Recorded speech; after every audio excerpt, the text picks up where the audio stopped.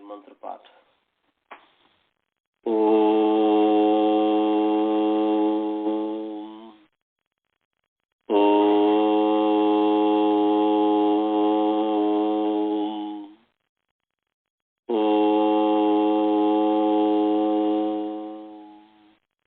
सहनावतु सहनौ भुनक्तु सह वीर्यं करवावहै तेजस्विनावधूतमस्तु मा विद्विषावहै। ओम शांति शांति शांति।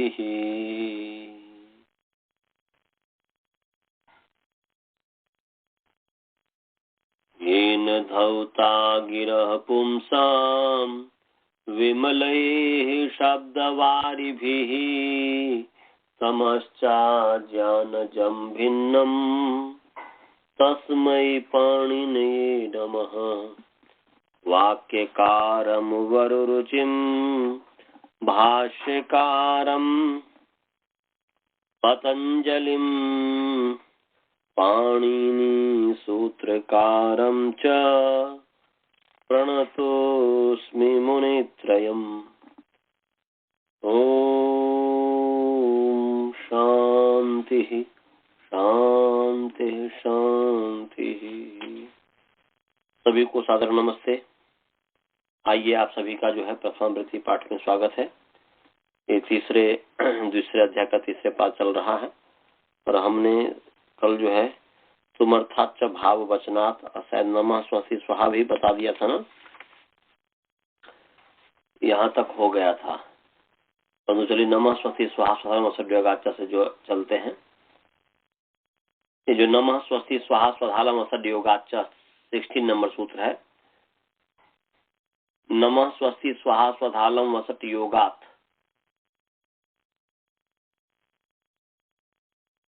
अकारांत पुंलिंग नमः स्वस्ति स्वाहा स्वधालम वसट योग शब्द पंचमी विभक्ति एक वचन है। चौ जो है अव्यय पद है। समास है नमश्च स्वस्ति च स्वाहा च स्वधा च अलम च वषट च। ते नमः स्वस्ति स्वाहा स्वधालम वषटः। और अब जो है योग के साथ संबंध वषटः वषटः। और फिर जो है नमः स्वस्ति स्वाहा स्वधालम वसट वषड्भिः योगः इति नमः स्वस्ति स्वाहा स्वधालम वसट योगः तस्मात् नमः स्वस्ति स्वाहा स्वधालम वसट योगात्। ये तो पहले जो है इतरेतर योग द्वंद्व समास है, फिर जो है तृतीया तत्पुरुष समास है। तो इसलिए इसको कह देंगे पूरे में इतरेतर योग द्वंद्व गर्भ तृतीया तत्पुरुष समास।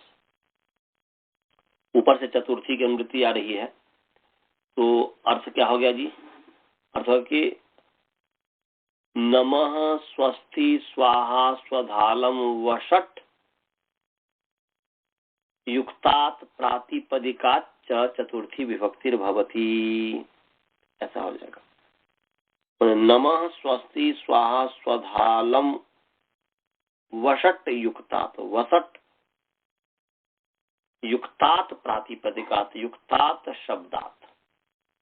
नमः स्वस्ति स्वाहा स्वधा अलम वसट इसके साथ युक्त जो प्रातिपदिक है, इसके साथ जुड़े हुए जो शब्द है प्रातिपदिक है, उससे चतुर्थी होती है। ये हुआ। जैसे नमः से जुड़ा हुआ देव से नमो देवेभ्यः, ऐसा नमो गुरुभ्यः। स्वस्ति जैसे स्वस्ति प्रजाभ्यः, स्वाहा अग्नये स्वाहा, सोमाय स्वाहा प्रजापतये स्वाहा। ऐसे ही स्वधा तो स्वधा पितृभ्यः, स्वधा पितृभ्यः, पितृ स्वधा कहते हैं अन्न को। स्वधा का मतलब होता है अन्न। अन्न कैसे होता है? स्व का धारण करने वाला जो है, स्वधा, स्व माने अपने आप को। जब तक हम शरीर में अन्न नहीं लेंगे तब तक हम अपने आप को इस शरीर में धारण नहीं कर सकते, अपने आप में यहाँ रह नहीं सकते। इसलिए स्वधा कहते हैं अन्न को। तो पितृजनों के लिए जो अन्न है, पितृजनों के लिए जो भोजन है, उसको कहते हैं स्वधा पितृभ्यः। आगे है अलम मल्लो मल्लाय। अलम मल्लो मल्लाय, तो पहलवान के लिए, मल्ल कहते हैं पहलवान को, पहलवान के लिए पहलवान समर्थ है, काफी है। अलम यहाँ पर समर्थ अर्थ में है, तो पहलवान के लिए पहलवान समर्थ है। अर्थात अस्मै मल्लाया अयम मल्लाह, अमल अलम, इस मल्ल के लिए, इस पहलवान के लिए यह पहलवान समर्थ है। ऐसे वसट का हो जाएगा, तो वसट इंद्राय, वसट अग्नये, तो वसट अग्नये, वसट इंद्राय, तो क्या हो गया जी? वसट अग्नये, तो वसट इंद्र के लिए विशिष्ट आहुति। ये वसट, वसट का अर्थ जो है विशिष्ट आहुति अर्थ में लेंगे। इंद्र के लिए विशिष्ट आहुति, विशिष्ट हवि, अग्नि के लिए हवि त्याग, ऐसा अर्थ दिया है इसमें। तो अग्नि के लिए हवि त्याग, अग्नि के लिए विशिष्ट आहुति, तो अग्नि स्वाहा में भी त्याग ही होता है, ये विशिष्ट आहुति अर्थ में त्याग है, ये समझना है। तो यहाँ पर चतुर्थी विभक्ति हो गई है सब में। और यहाँ पर अलम जो है अर्थ का ग्रहण है, अलम इति अर्थ ग्रहणम, तो प्रभु मल्लो मल्लाया, ऐसा भी अर्थ हो जाएगा। समर्थ है, पहलवान के लिए पहलवान समर्थ है। आगे चतुर्थी, आगे जो है दूसरा, मन्य कर्मण्य नादरे विभाषा प्राणिषु, तो मन्य कर्मणि नकारांत नपुंसकलिंग मन्य कर्मण शब्द सप्तमी विभक्ति एक वचन है। अनादरे अकारांत पुंलिंग अनादर शब्द, अनादर शब्द सप्तमी विभक्ति एक वचन है। और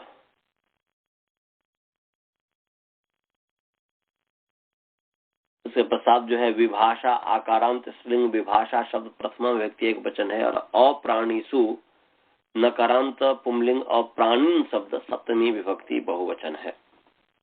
समास है मन्य कर्मणि में, मन्य कर्म में, मन्य कर्मणि में, मन्यस्य कर्म इति मन्य कर्म तस्मिन मन्य कर्मणि।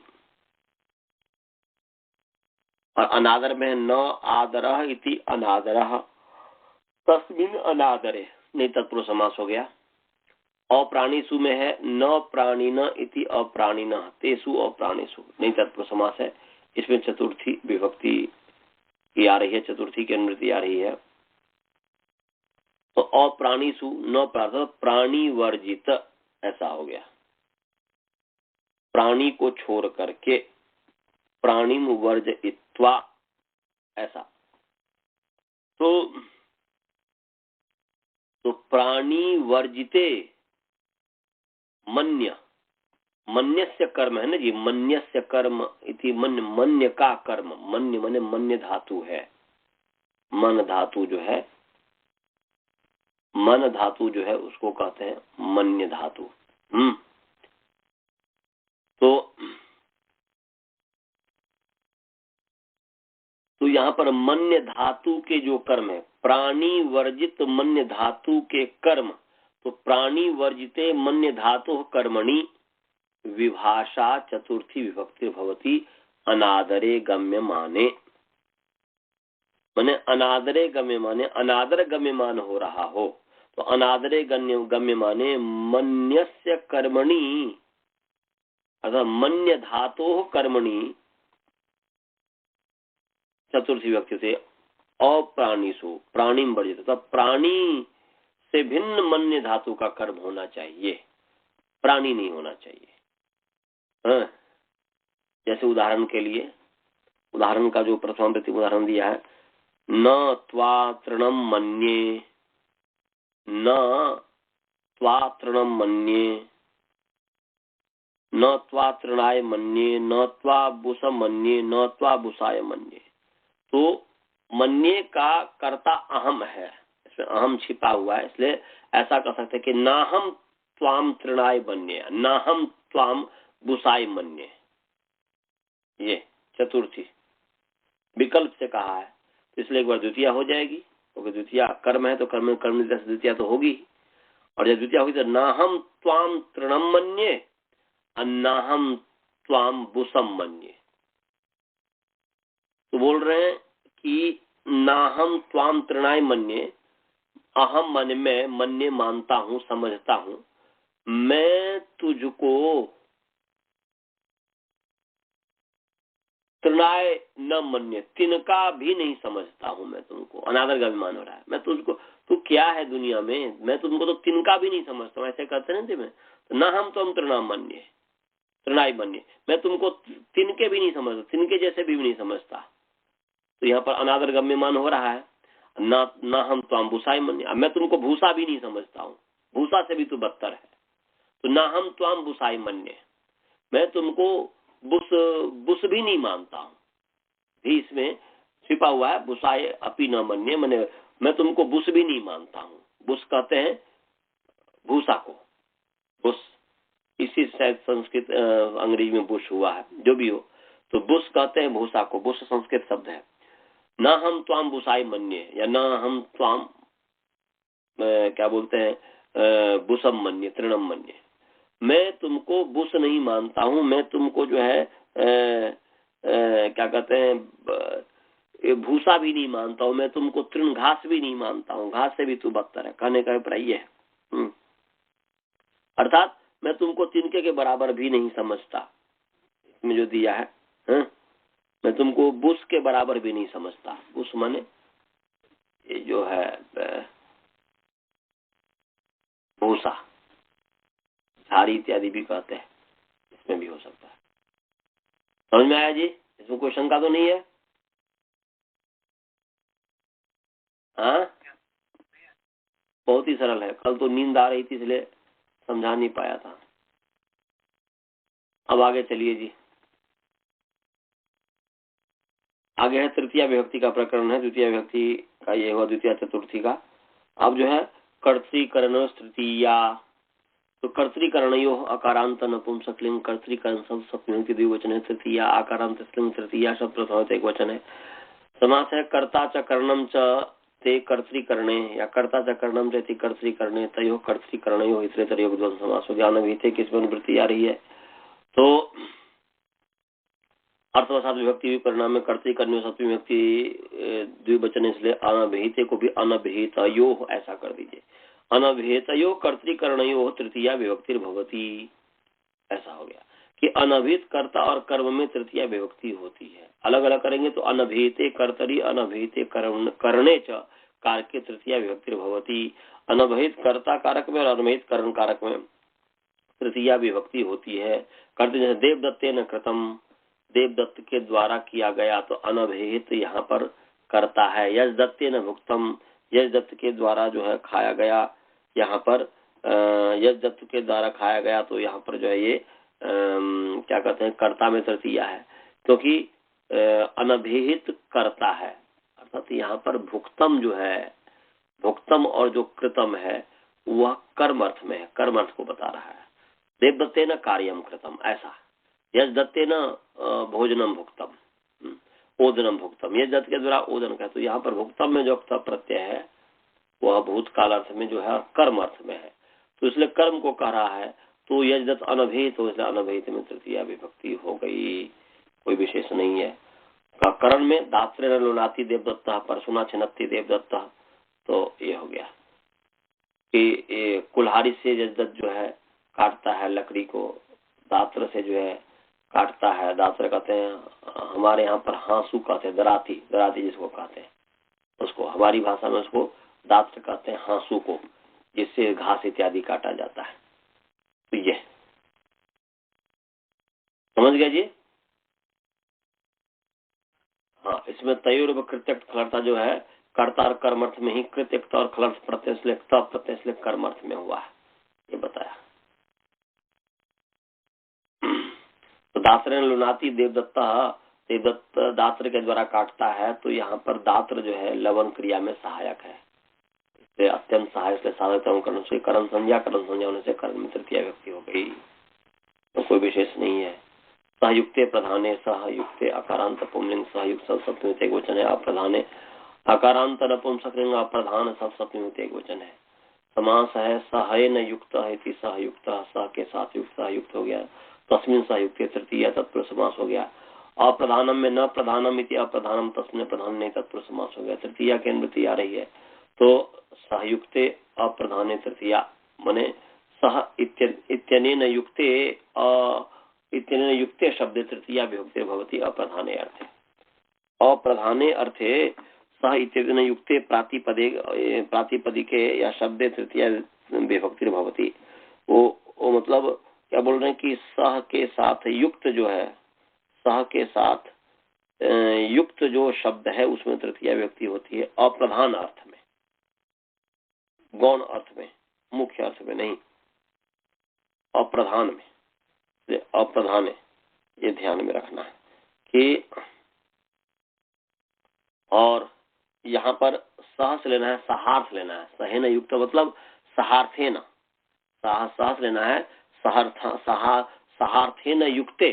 सह यहाँ पर अर्थवाची शब्द को करना, केवल सह शब्द नहीं लेना है।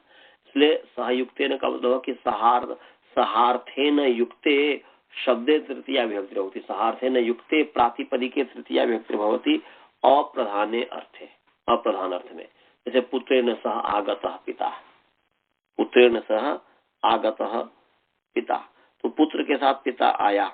तो यहाँ पर सह के साथ युक्त जो है वह पुत्र है, पुत्र के साथ पिता आया, पिता के साथ सहयुक्त नहीं है, इसलिए सह के साथ युक्त पुत्र है, इसलिए पुत्र में तृतीया विभक्ति हो गई है। और ये अप्रधान है, पुत्र अप्रधान है और पिता प्रधान है, क्योंकि क्रिया के साथ जिसका संबंध होता है वो प्रधान होता है। तो आगत क्रिया के साथ संबंध जो है पुत्र का नहीं है, आगत क्रिया का संबंध पिता के, इसलिए पिता प्रधान है और पुत्र अप्रधान हो गया।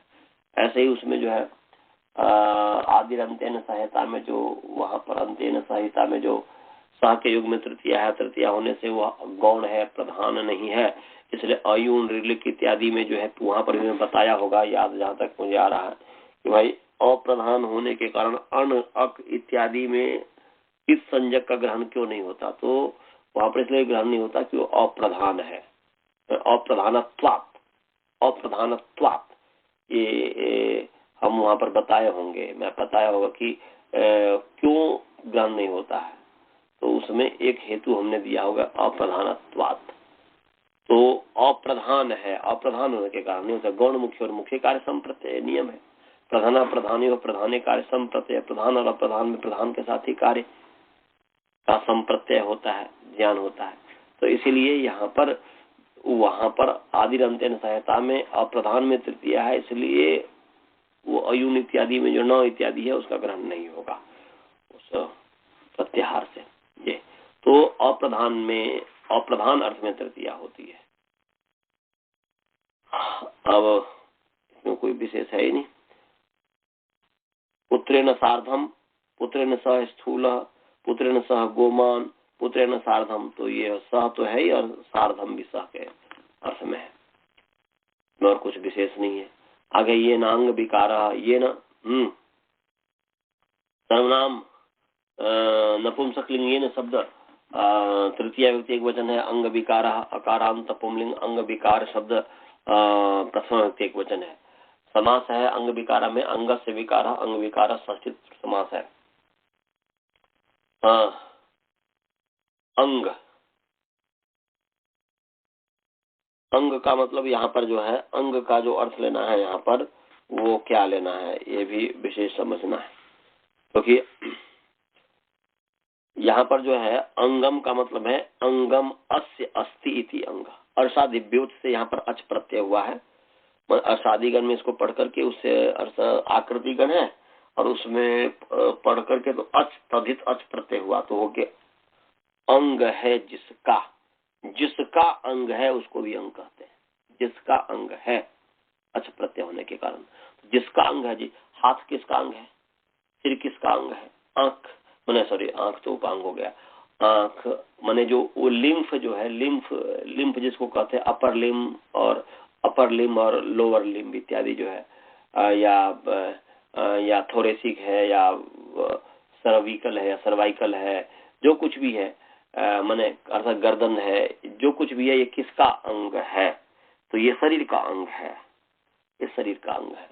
तो वो एक्सियल हो या क्या कहते हैं कि एपेंडिकुलर हो, कोई भी हो तो वो जो है सब पूरा शरीर का अंग है ये।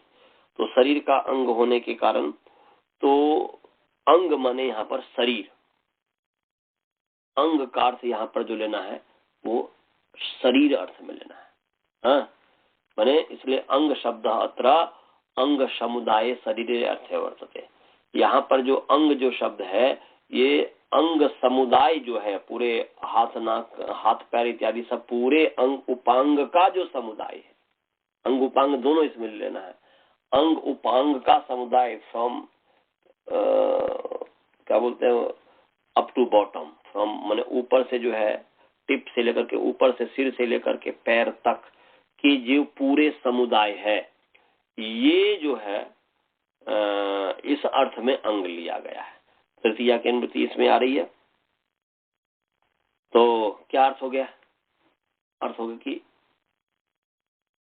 ये न माने ये न अंग विकार, ये न अंग विकार, जिसके द्वारा अंग का विकार, जिसके द्वारा अंग का विकार, तो अंग का अर्थ वहां पर हमने लिया शरीर, तो जिसके द्वारा शरीर का विकार, ये पता चला कि ये न माने जिसके द्वारा अंग का विकार माने शरीर का विकार। जैसे मान लीजिए किसी का पैर कटा हुआ है तो पैर हो गया अंग और शरीर हो गया अंगी, तो यहाँ पर अंगी अर्थ में अंग है, अंग विकार में। तो जिसके द्वारा शरीर का विकार, तो किसके द्वारा, पैर जो कटा हुआ है उसके द्वारा शरीर का विकार हो रहा है, तो वहां पर जिसके द्वारा मतलब शरीर अर्थात अंग के द्वारा, अंग के द्वारा ऐसा। इसे जैसे आंख से कोई काना है तो आंख से काना है, नेत्रेण काना करने न बधिरः, तो यहाँ पर जो है आंख से काना है, कान से बहरा है, तो शरीर जो अंग है पूरा शरीर माने अंगी जो है इस आंख रूपी अंग के द्वारा, जो उपांग हो गया, उपांग अर्थ में भी था, आंख रूपी जो अंग के द्वारा इस शरीर का विकार लक्षित हो रहा है, देखा जा रहा है। इसलिए ये न का अर्थ हुआ ये न अंगे न, ऐसा अर्थ हो गया। तो वो भी कौन सा, विकृत अंग, ये न अंगे न का मतलब कि विकृत अंगे न, ये न विकृत अंगे न अंगस्य विकार अर्थात अंगिन शरीर से विकारो लक्ष्यते तस्मा तृतीया विभक्ति भवति, ये अर्थ हुआ कि ये न विकृत अंगे न अंगिन, अंग बने यहाँ पर अंगिन है, तो अंगिन अर्थात शरीर से विकारो लक्ष्यते तस्मा तृतीया विभक्ति भवति, जिस विकृत अंग से अंगी जो शरीर है उसका विकार लक्षित हो रहा है, विकार लक्षित हो रहा है, उससे तृतीया विभक्ति होती है। जैसे अक्षणा कानो देवदत्त, देवदत्त आंख से काना है, पादेन खंजो यजदत्त, यजदत्त जो है पैर से लंगड़ा है, पाणिना कुंठो ब्रह्मदत्त, ब्रह्मदत्त जो है पानी से हाथ से जो है कुंठ है, टुंडा है, हाथ से टेढ़ा है कुछ है, तो ये कुंठ है। तो इस तरीके से ये हो गया। हाथ से लुंजा है, ऐसा अर्थ दिया है प्रथम व्यक्ति में। पाणिना कुंठा माने हाथ से लुंजा है, वह लुंजा। लुंजा का अर्थ क्या लेंगे? लुंजा का तो यही लेंगे कि टुंडा है, कुछ टेढ़ा है, कुछ गड़बड़, कुछ न कुछ गड़बड़ी है हाथ में। समझ में आ गया जी? आगे चले। आगे है इत्थम भूत लक्षणे।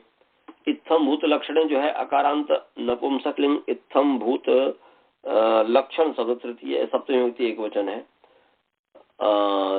इसमें जो है लक्ष्य इत्थम भूत लक्षण में समास है। लक्षणम का पता समझ लीजिए, लक्षणम किसको कहते हैं? लक्षणम का अर्थ होता है कि लक्ष्यते येन इति लक्षणम, लक्ष्यते, चिन्ह्यते, ज्ञायते, जिससे लक्षित होता है, जिससे चिन्हित होता है, जिससे जाना जाता है, ऐसा तो वो उसको लक्षण कहेंगे। तो लक्ष्यते येन इति लक्षणम या लक्ष्यते अनेन इति लक्षणम, तो जिससे जाना जाता है, जिससे लक्ष्यते, चिन्हते, ज्ञायते, गम्यते, बोध्यते, सब सिनोनिम्स है, सब पर्यायवाची शब्द है। तो जिससे जाना जाता है। अब जैसे मान लीजिए कोई यदि पुलिस का कपड़ा, मतलब जो इस तरीके से मिलिट्री वाला कपड़ा पहना हुआ, तो उससे वो जाना जा रहा है, उस पुलिस के कपड़े से वो जाना जा रहा है कि वो पुलिस है।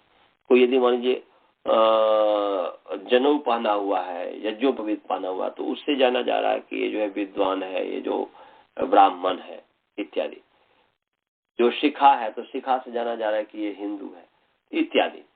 तो ऐसे ही माने लक्षणे येन लक्षणम, येन लक्ष्यते चिन्हते तत्र लक्षणम अभूत इत्थम भूत लक्षणम का अर्थ कंचित प्रकारम प्राप्त इत्थम भूत, ऐसा कंचित प्रकारम प्राप्त इत्थम भूत और तस्य लक्षणम इत्थम भूत से लक्षणम इत्थम भूत लक्षणम तस्मिन् इत्थम भूत लक्षणे, ऐसा। तो कंचित प्रकारम प्राप्त, कंचित प्रकारम प्राप्त किसी प्रकार, कंचित प्रकारम प्राप्तस्य पुरुषस्य माने कंचित प्रकारम प्राप्त, कंचित प्रकारम प्राप्त इति उत्तम भूतः माने किसी प्रकार प्राप्त, किसी प्रकार जो प्राप्त है, किसी प्रकार को प्राप्त, इत्थम भूत, इत कंचित प्रकारम द्वितीय विभक्ति है। तो कंचित प्रकारम प्राप्त, किसी प्रकार को प्राप्त, किसी प्रकार में किसी विशेष प्रकार को प्राप्त, किसी प्रकार विशेष, किसी प्रकार में किसी प्रकार विशेष को प्राप्त हुआ जो है उसको इत्थम भूत कहेंगे। और किसी विशेष माने किसी विशेष प्रकार, किसी प्रकार विशेष को प्राप्त हुए का लक्षण वो इत्थम भूत लक्षण हो गया। तो इत्थम सप्तमी षष्ठी तत्पुरुष समास हो गया, षष्ठी तत्पुरुष समास हो गया। इत्थम भूत से लक्षणम इत्थम भूत लक्षणम षष्ठी तत्पुरुष समास है। और इत्थम भूतम का तो व्याख्या किया है कि इत्थम भूतम क्या है, तो कंचित प्रकारम प्राप्त, किसी प्रकार को प्राप्त हुआ, मतलब किसी प्रकार माने किसी प्रकार विशेष को प्राप्त हुआ जो है, प्राप्त हुआ क्या, पुरुष का जो लक्षण है उसको कहेंगे इत्थम भूत लक्षणम तस्मिन् इत्थम भूत लक्षण। अनुवृत्ति आ रही है तृतीया की। तो अर्थ क्या बन गया जी? अर्थ बन गया इत्थम भूतस्य, अर्थात कंचित प्रकारम प्राप्तस्य, भूत माने भू प्राप्त, प्राप्तस्य, तो कंचित प्रकारम प्राप्तस्य पुरुषस्य लक्षणे तृतीया विभक्तिर भवति, ऐसा अर्थ हुआ।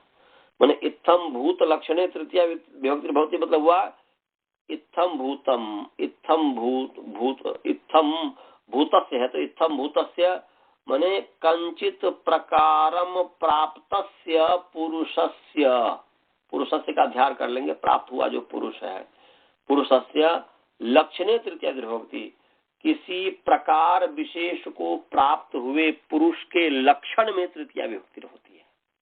जैसे उदाहरण के लिए घर में हो गया अपि भवान कम मंडलुना छात्रम अद्राक्षीत। तो अपि भवान कम मंडलुना छात्रम अद्राक्षीत, क्या आप, यहाँ पर अपि प्रश्न अर्थ में है, बोलते हैं क्या आप जो है कमंडलुना छात्रम अद्राक्षित,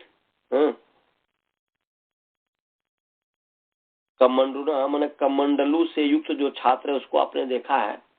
अपि भवान कमंडलुना छात्रम अद्राक्षित, क्या माने कोई व्यक्ति किसी से पूछता है कि क्या आपने कमंडलुना छात्रम अद्राक्षित माने कमंडलू लिए हुए छात्र को देखा है, ऐसा कमंडलू लिए हुए छात्र को देखा है तो मतलब कमंडलू से युक्त जो छात्र है, कमंडलू से युक्त मतलब कमंडलू जो लिया हुआ है, तो क्या आपने अपि भवन कमंडलुना छात्रम अद्राक्षित, क्या आपने कमंडलू लिए हुए छात्र को आपने देखा है। अपि भवन छात्रेण उपाध्याय अद्राक्षित, क्या आपने छात्र वाले उपाध्याय को देखा है। अपि भवन ऐसे अपि भवन मेखलाया छात्रम अद्राक्षित, क्या आपने मेखला वाले छात्र को देखा है जो मेखला पहना हुआ था। अब यहाँ पर जो है इत्थम भूत क्या है, इस चीज को समझ लीजिए, इसको मैं आपको समझा रहा हूँ। यहाँ पर बोले कि क्या आपने कमंडलू लिए हुए छात्र को देखा है, तो कमंडलू लिए हुए छात्र, तो यहाँ पर इत्थम भूत क्या है जी, इस प्रकार विशेष को प्राप्त हुए छात्र। तो ऐसा छात्र जो हाथ में कमंडलू लिया हुआ है, तो ये इत्थम भूत छात्र क्या हुआ, इत्थम भूत छात्र का लक्षण क्या हुआ, पहचान क्या हुआ, कमंडलू, जिससे कि वह पहचाना जा रहा है, कमंडलू के द्वारा पहचाना जा रहा है। तो इत्थम भूत पुरुष का लक्षण हो गया, जिससे पहचाना जाता है, वो कमंडलू है। तो इत्थम भूत छात्र का लक्षण हो गया कमंडलू। इसलिए इत्थम भूतस्य पुरुषस्य लक्षणे तृतीय, इत्थम भूत पुरुष जो है इस प्रकार को प्राप्त हुआ, जो कमंडलू में हाथ लिए, कमंडलू को हाथ में ले हुए जो पुरुष है, उस प्रकार विशेष को प्राप्त हुआ जो पुरुष है, उसका जो लक्षण है कमंडलू, पहचान जो है कमंडलू, जिससे वो जाना जा रहा है, तो वो उसमें तृतीया विभक्ति हो गई। तो अपि भवान कमंडलुना छात्रम अद्राक्षित, क्या आपने कमंडलू लिए हुए छात्र को देखा है। ऐसे अपि भवान छात्रेण उपाध्याय अद्राक्षित, क्या आपने उस उपाध्याय को देखा है जो छात्र के साथ है, छात्र के साथ है, छात्र में माने छात्र वाले उपाध्याय को आपने देखा है। यह हो गया छात्र से युक्त उपाध्याय, जो छात्र भी साथ में ऐसे उपाध्याय को आपने देखा है। तो यहाँ पर क्या है, छात्र जो हो गया, छात्र जो हो गया ये इत्थम भूत हो गया, छात्र जो हो गया सॉरी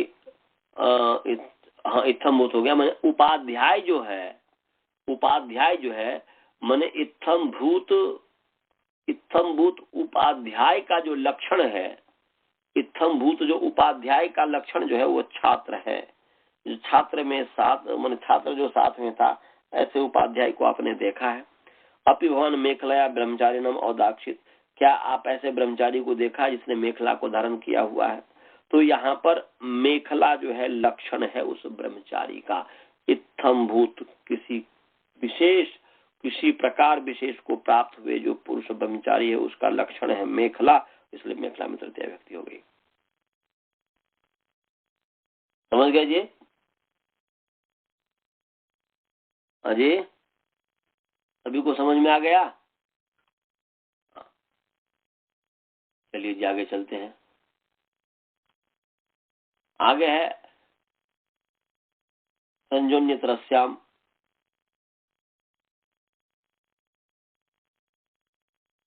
संजोन्यतरस्याम यहाँ पर विकल्प से कहा है कर्म तृतीया, तो कर्म द्वितीया भी हो जाएगी, तृतीया में भी हो जाएगी। तो पच्चीस विभक्ति संज्ञा, संज्ञा तो आकारांत संज्ञा जो है,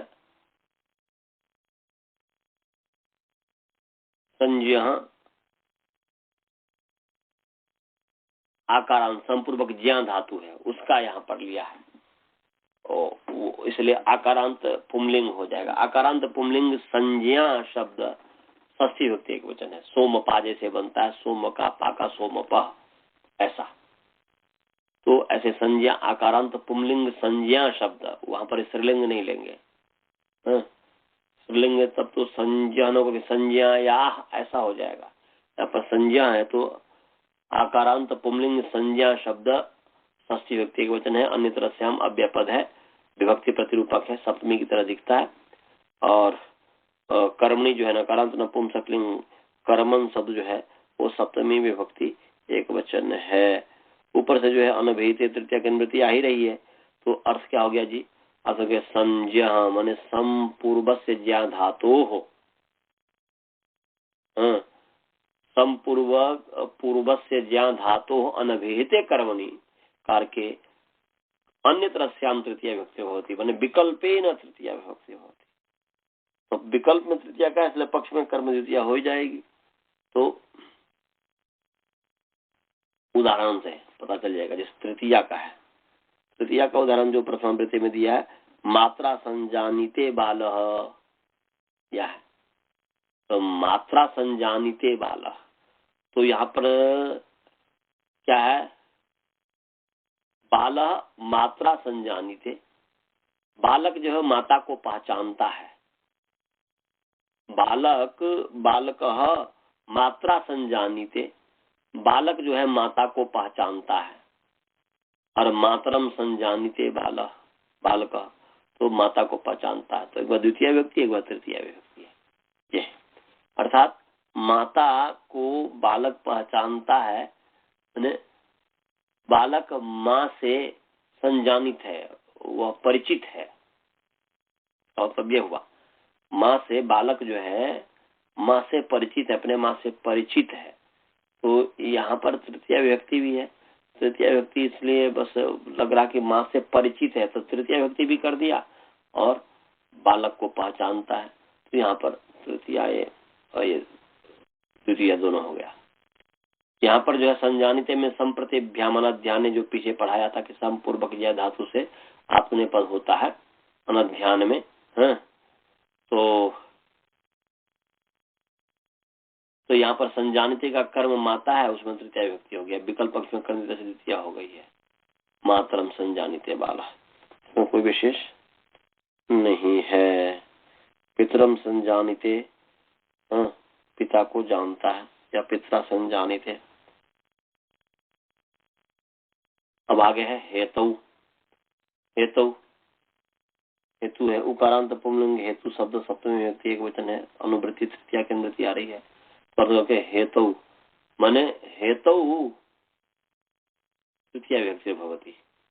हेतु तृतीया विभक्ति भवति मतलब क्या हो? हेतुवाची शब्दे, हेतु में तृतीया होती है, माने हेतु वाचक शब्द में, हेतु को कहने वाले जो शब्द है उसमें तृतीया विभक्ति होती है, ये समझना है।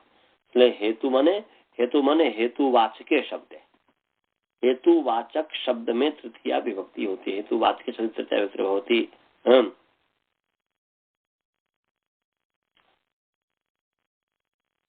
हेतु का मतलब क्या होता है जी? हेतु किसको कहते हैं? हेतु का मतलब होता है कि माने लोक में हेतु किसको कहते हैं? फल साधन समर्थ पदार्थ हेतु। लोक में, लोक व्यवहार में हेतु उसका नाम है जो फल को सिद्ध करने में समर्थ पदार्थ है। जो फल को सिद्ध करने में समर्थ पदार्थ है वो पदार्थ हेतु है, वो चीज हेतु है। ले फल साधन समर्थ पदार्थ हेतु इत्युच्यते। फल साधन में समर्थ जो पदार्थ है वह हेतु कहलाता है। उदाहरण के लिए धनेन कुलम, धनेन कुलम विद्यया यशः सत्संगेन बुद्धि। ये तो यहाँ पर धनेन कुलम सत्संगेन बुद्धि और विद्यया यशः, ये जो है कि यहाँ पर धन विद्या, विद्या, ये तो कुल का जो हेतु है वो धन है। ये धनेन कुलम, तो कुल का हेतु धन है। विद्या यशः, यश की हेतु विद्या है। सत्संगेन बुद्धि, बुद्धि का हेतु सत्संग है। तो यहाँ पर अर्थवा के इसका मतलब क्या हुआ जी? यश का हेतु विद्या है, यश का हेतु विद्या है, मतलब विद्या के द्वारा यश प्राप्त हुआ। तो विद्या हेतु है, कारण है, वह फल साधन में समर्थ है। यश रूपी फल साधन में वो समर्थ है विद्या। बुद्धि फल साधन रूपी में समर्थ है सत्संग। कुल साधन, जो कुल जो है उस कुल रूपी साधन के समर्थ है वो धन।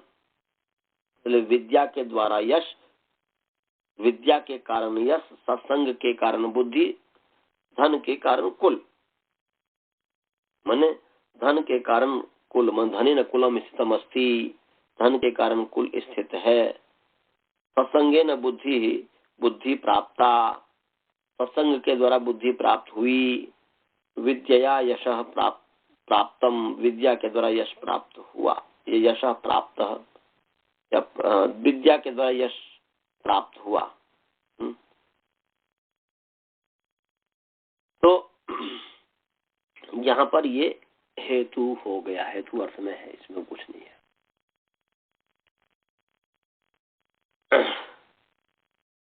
अब आगे है अकर्तर्य ऋणे पंचमी। अकर्तरी, अकर्तरी ऋकारांत पुंलिंग, अकर्तरी सप्तमी एक वचन है। ऋणे अकारांत नपुंसक लिंग, ऋण सप्तमी एक वचन है। पंचमी इकारांत स्त्रीलिंग, पंचमी शब्द प्रथमा विभक्ति एक वचन है। तो क्या अर्थ हो गया जी? अकर्तरी में समास है, न कर्ता अकर्ता तस्मिन अकर्तरी, नहीं तत्पुरुष समास हो गया। ऊपर से हेतु की अनुवृत्ति आ रही है, हेतु की अनुवृत्ति आ रही है, तो अर्थ हो गया अकर्तरी ऋणे। अकर्तरी माने कर्तरी वर्जिते, ऋणे माने ऋण वाचके, हेतु शब्दे, कर्तरी वर्जिते ऋण वाचके हेतु शब्दे पंचमी विभक्तिर भवती। ये तृतीया का अपवाद हो गया है। ये तृतीया सूत्र जो है, तृतीया जो करने वाला है उसका अपवाद हो गया। माने अकर्तरी बने कर्तरी वर्जिते, कर्तरी वर्जिते ऋण वाचके शब्दे, हेतु शब्दे, ऋण वाचक जो हेतु शब्द है, ऋण को कहने वाला जो हेतु शब्द है, तो कर्तरी वर्जिते ऋण वाचके हेतु शब्दे तृतीया विभक्तिर भवती। कर्तरी का वाचक जो सॉरी कर्ता से वर्जित जो ऋणवाचक शब्द हेतु शब्द होगा उसमें पंचमी विभक्ति होगी। गलत, मैं तृतीया गलत बोल दिया, पंचमी विभक्ति भाव होगी, तृतीया का अपवाद हो गया। जैसे उदाहरण के लिए है शतात बद्धो देवदत्त, सहस्रात बद्धो यजदत्त। तो शतात बद्ध देवदत्त, सहस्रात बद्ध यजदत्त, तो यहाँ पर क्या हो गया? देवदत्त जो है 100 रुपया से बंधा हुआ है, 100 से, माने 100 रुपये से बंधा हुआ, माने 100 रुपये, मैंने 100 रुपये के ऋण से बंधा हुआ है। यजदत्त जो है 1000 रुपये के ऋण से बंधा हुआ है। सहस्रात बद्धो यजदत्त, यजदत्त 1000 रुपये के ऋण से बंधा हुआ है। तो क्या है जी, यहाँ पर जो समझना है शतात बद्धो देवदत्त में, यहाँ देवदत्त के बंधन का हेतु है, देवदत्त के बंधन का हेतु जो है वो क्या है? 100 रुपया है, 100 रुपया का ऋण है। और जो बंधा हुआ है किसी के साथ, बद्ध मजदूर की तरह है, वह क्या है कि 100 के कारण 100 रुपया, तो 100 रुपया के कारण देवदत्त बंधा हुआ है, 1000 रुपया के कारण देवदत्त जो है यजदत्त बंधा हुआ है। तो कर्तरी वर्जिते ऋण वाचक शब्द है। तो यहाँ पर शत जो शब्द है ये ऋण वाचक शब्द हो गया, ऋण को कहने वाला शब्द हो गया। तो यहाँ पर ऋण से जो 100 रुपए के ऋण से बंधा गया है या बंधा हुआ है, मैंने मालिक ने उसे जो है 100 रुपये से उसको नौकर बना लिया और वो काम करवा रहा है, या 1000 रुपया से बंधा हुआ है, तो यहाँ पर बंधन का हेतु 100 रुपया है। तो ये हेतुवाची है, तो हेतु होने से वो तृतीय व्यक्ति होनी चाहिए थी, हेतु से तृतीय व्यक्ति होनी चाहिए था, परंतु वो न होकर के यहाँ पर पंचमी विभक्ति हो गई। पूर्व से तृतीय प्राप्त थी, यहाँ पर पंचमी हो गई है। यहाँ पर कर्ता से भिन्न हेतुवाची शब्द होना चाहिए। कर्ता होगा तब तो पंचमी नहीं होगा, कर्ता वाला जो हेतु शब्द होगा तो उसमें पंचमी नहीं होगा, उसमें जो है वो तो तृतीया ही होगा।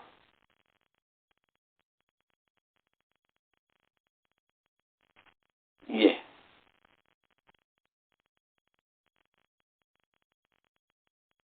तो चलिए, पहले ये था कि मैंने इस उदाहरण से पता चलता है कि जिस समय पाणिनि जी का ये उदाहरण है ना जी, पाणिनि जी का, तो महर्षि पाणिनि जी ये उदाहरण, तो इससे ये पता चलता है कि पाणिनि के समय में जो है ऋण दे करके मजदूर को बंधने की प्रथा थी, बंधुआ मजदूर बनाने की प्रथा थी, ऐसा लगता है, ऐसा प्रतीत होता है कि उस समय वैसा। तो चलिए अब इतने ही रहने दीजिए जी। हाँ, समय भी होने वाला है, 4 मिनट ही बाकी है। इतने में यदि आप लोगों को यदि कोई शंका हो तो पूछिए।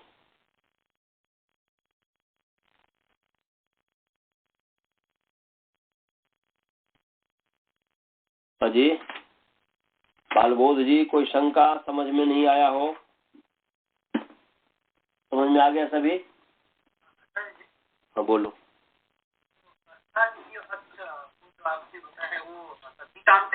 हाँ तो हितांत है ना, वो तद्धितांत है। अर्षादिभ्योच जो है वो तद्धितांत है और वो पंचम अध्याय का सूत्र है। अर्षादिभ्योच जो है वह पंचम अध्याय का सूत्र है। ये 5.2.127 नंबर सूत्र, पंचम अध्याय दूसरे पाद का 127 नंबर सूत्र है। निकालना चाहेंगे निकाल लीजिए, देख लीजिए। 5.2.127 127 5.2.127 ये आकृति गण है। ये अर्ष आदिभ्योच मैंने अर्षस आदि ये शांति अर्षादय तेभ्य अर्षादिभ्य बहुव्रीहि समास है। और अनुवृत्ति तदस्या तन्मति मतुप से तदस्या तन्मति की अनुवृत्ति आ रही है, तदिता की आ रही है, ज्ञान प्रातिपदिका प्रत्यय परस्य की अनुवृत्ति आ रही है। तो क्या हो गया? अर्ष इत्येवम् आदिभ्य शब्देभ्य मत्वर्थे अच प्रत्यय होती है, मत्वर्थ में।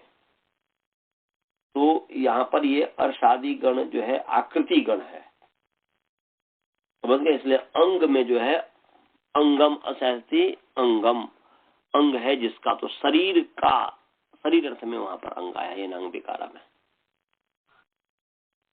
और किसी को कोई शंका? आपको समझ में आया वसुधा जी? आप वसुधा जी, स्वाति जी, सबको समझ? आचार्य जी मैं एक बार पढ़ना चाहती हूँ, मुझको तो बहुत सारा नींद आ रही है अभी तो। अच्छा नींद आ रही है, हाँ ठीक है, कोई बात नहीं। वो जो है कि मंत्र पाठ अभी करते हैं और फिर जो है आप परेशान नहीं होइएगा, और कभी भी कोई परेशानी हो तो आप कॉल कर लिया कीजिएगा। हाँ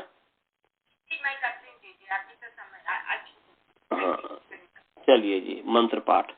ओम पूर्णमदः पूर्णमिदं पूर्णात् पूर्णमुदच्यते पूर्णस्य पूर्णमादाय पूर्णमेवावशिष्यते।